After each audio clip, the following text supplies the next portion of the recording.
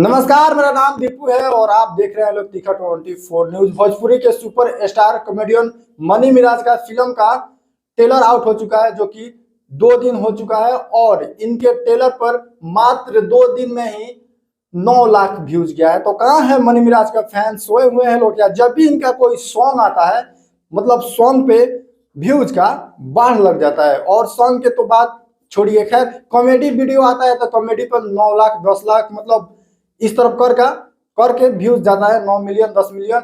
और इस फिल्म का ट्रेलर बैकग्राउंड में पीछे चल रहा है, आप लोग देख सकते हैं ट्रेलर कितना अच्छा है। और मात्र 2 दिन में 9 ही लाख व्यूज गया है। और भोजपुरी इंडस्ट्री में जब भी कोई फिल्म आता है, भोजपुरी इंडस्ट्री में जब भी कोई फिल्म आता है, किसी ना किसी मूवी का जरूर कॉपी रहता है। या तो साउथ मूवी का कॉपी रहता है, नहीं तो बॉलीवुड का मूवी का कॉपी रहता है। खैर यह फिल्म लगने वाला है 15 नवंबर को सारे सिनेमा घर में।